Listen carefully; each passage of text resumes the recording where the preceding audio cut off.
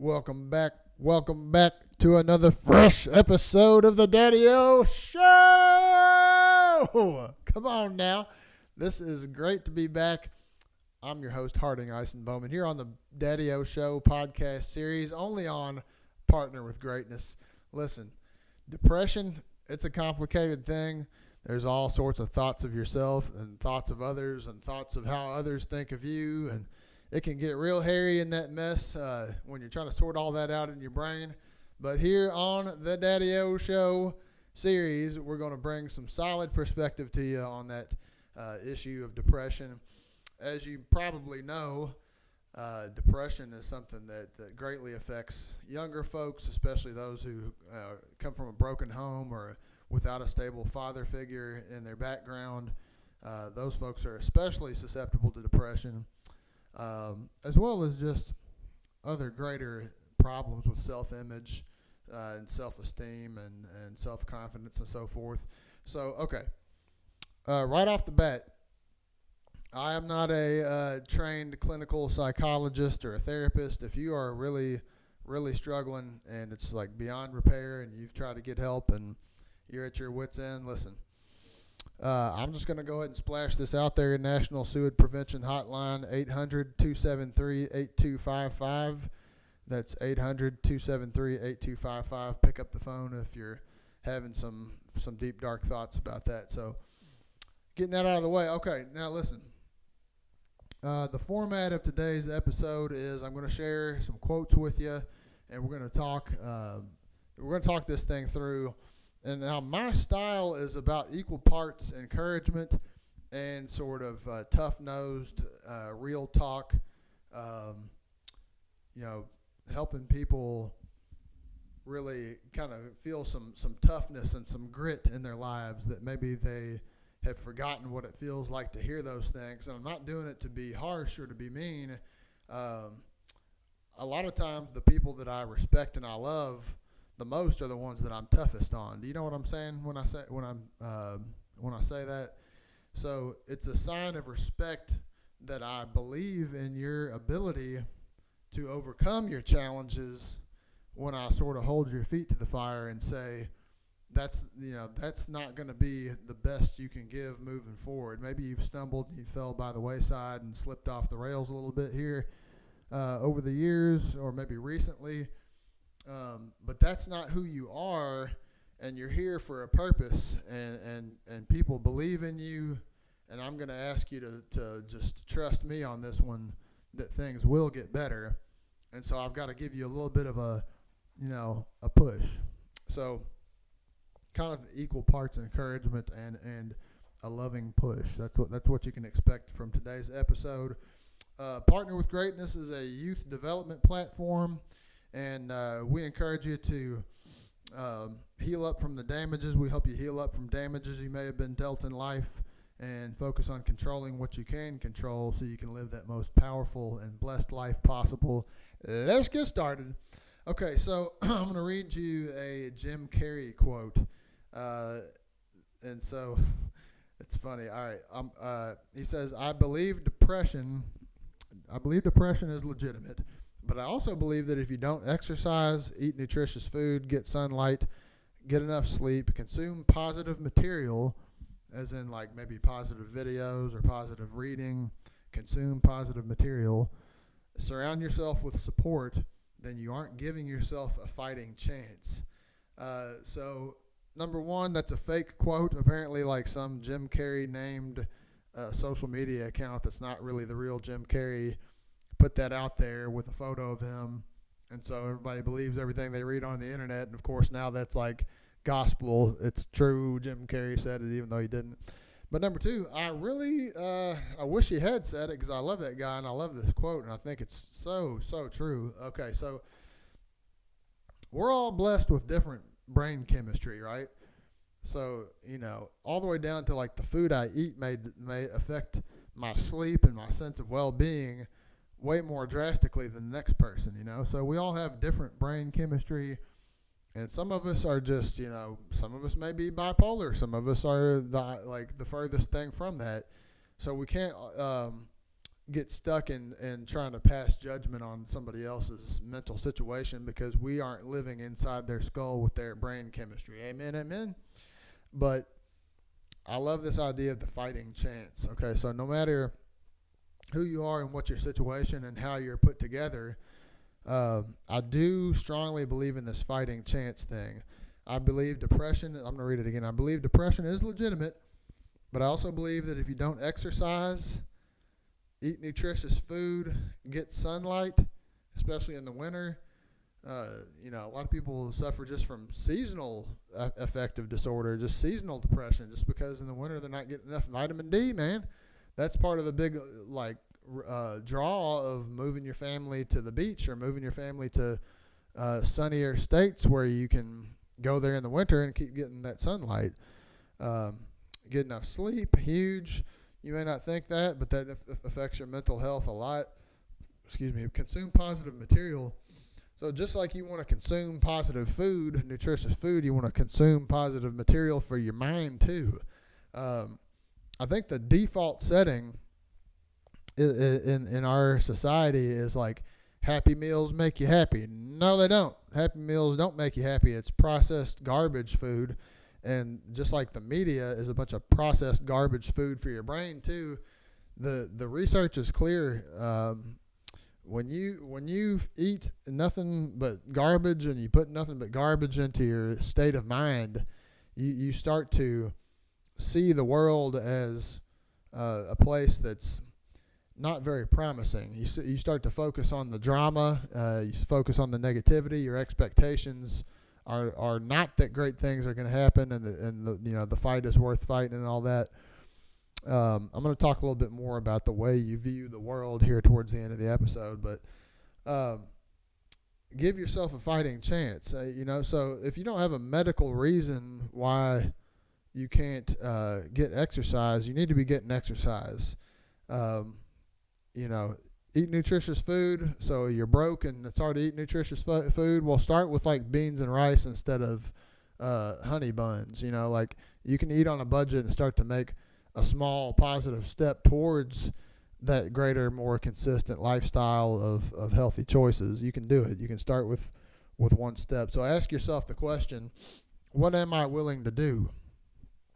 Am I willing to walk 10 extra steps to the mailbox today? Am I willing to eat one more salad this week? Am I willing to do small, things that will add up to incremental changes that can start to build momentum and slowly but surely change the direction of my life? Just one change at a time, just one step at a time, one decision at a time.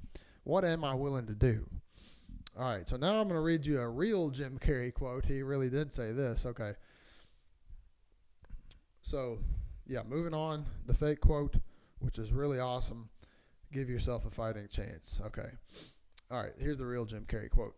People talk about depression all the time. The difference between depression and sadness is just from happenstance. Whatever happened or didn't happen for you, or grief or whatever it is, depression is your body saying, F you, I don't want to be this character anymore. I don't want to hold up this avatar that you've created in the world, this avatar, like this fake personality. It's too much for me. You should think of the word depressed as deep rest. Deep rest. Your body needs to be depressed. It needs deep rest from the character that you've been trying to play. This is almost too deep to even digest here. I love this thought of, the character that you've been trying to play. I mean, how many of us know other young people who really just care too hard about what other people think? And they're paying such close attention to the opinions of others that they just get totally lost of who they actually are and what they actually believe and what actually makes them happy. What a shame to waste your time and energy doing things that you think people will approve of that have nothing to do with your actual personality or your actual abilities and gifts that you have.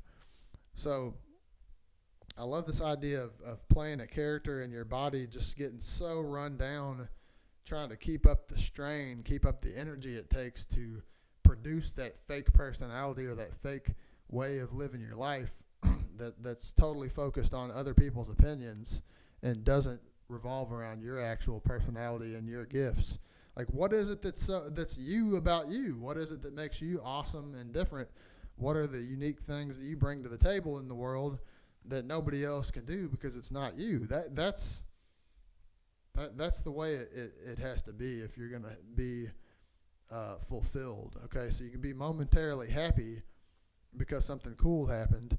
You know, back in the quote here, he says, sadness is just from a happenstance. Whatever happened or didn't happen for you, or grief or whatever it is, it's just the passing circumstances of life can generate some sadness or some happiness temporarily. But I think fulfillment is where not only you're living your own life on your terms, but then you have so much stability and well-being and goodwill towards others that it starts to spill over into, now not only am I standing on my own 2 feet and I have well-being and satisfaction and fulfillment because I'm not obsessed with what other people think, I actually have enough leftover energy that I can start to bless other people.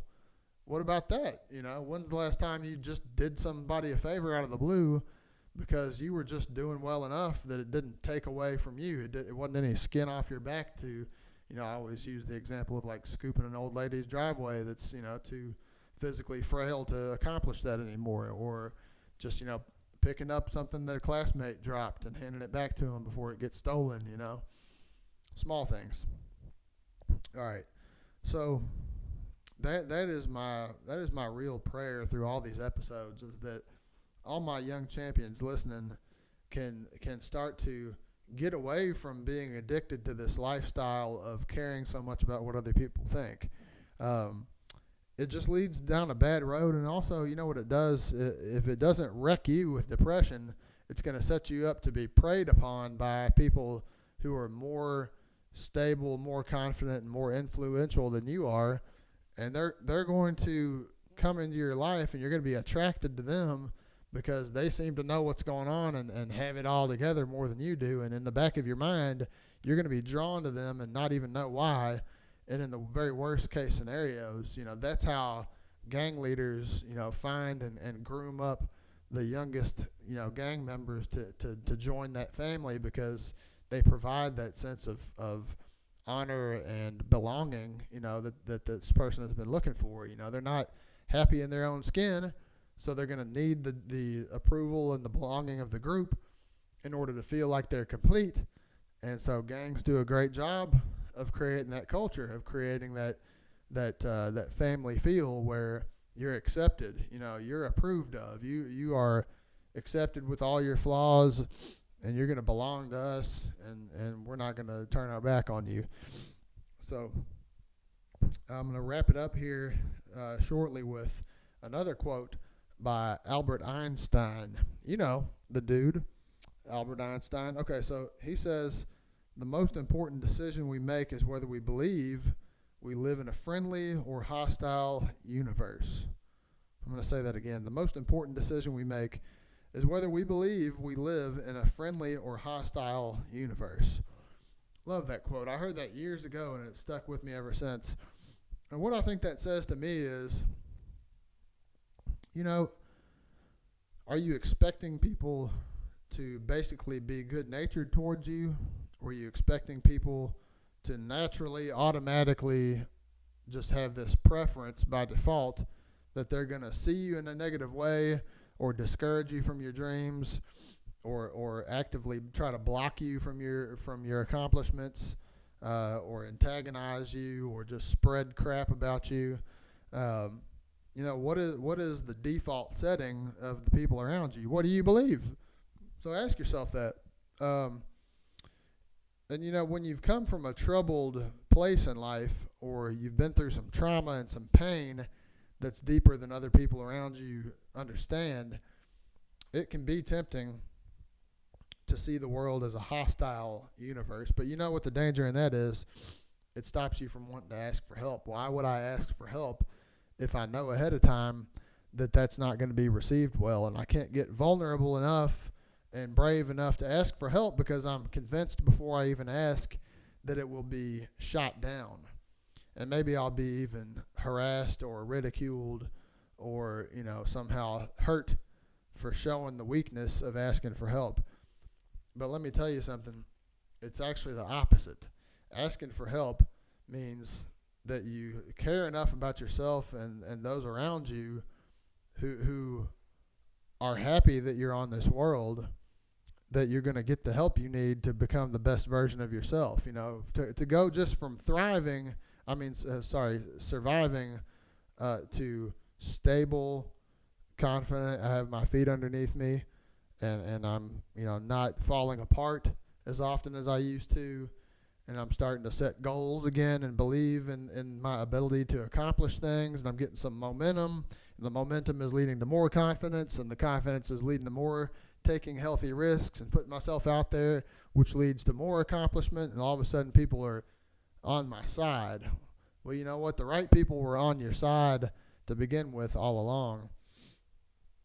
And the fact that you can ask for help is just going to bring more greatness into your life.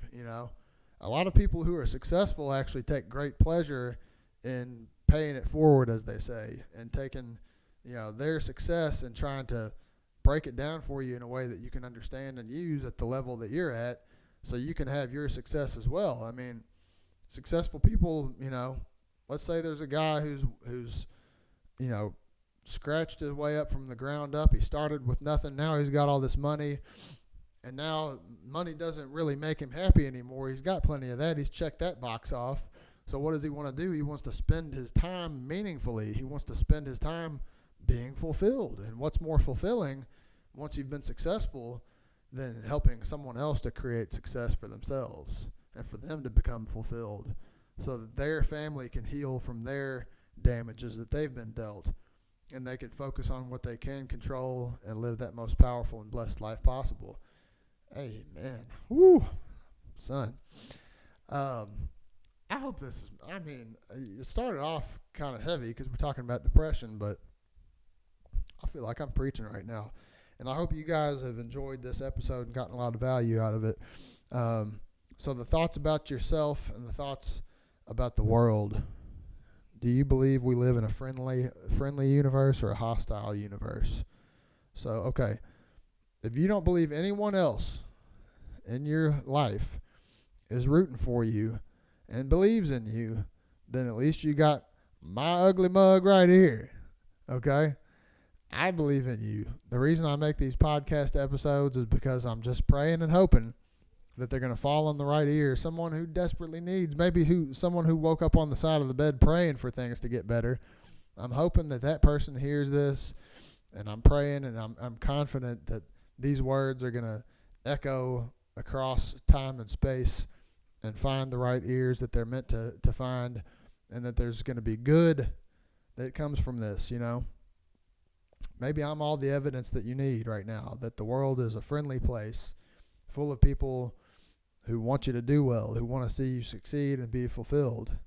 All right, now, there's plenty of haters. I'm not trying to be naive and say that everybody is just this sweet, well-behaved person, full of, the world is full of goody goods that don't have any problems and don't know about stress and drama and pain and addiction and suffering and struggle and all those things.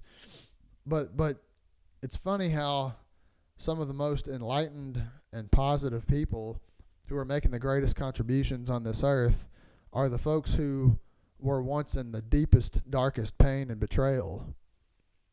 Tony Robbins is an example of that. He's a great motivational speaker. Look him up sometime. Now he's helping feed millions of families across the world and doing all this great stuff. But his childhood was a wreck. It's you wouldn't want to trade places with him. But out of that pain, he found meaning in helping others, because the very first lesson that he learned that set him on his path was when a stranger came to his broke parents' house and gave them a free Thanksgiving dinner, and he learned the very first lesson that he could consciously wrap his mind around, which was people care. People care about people. So I care about you, and I want the best for you. Hope this has been something you can hang on to and that gives you a little bit of hope moving forward into the week. All right, until next time, young champions, I believe in you. Peace.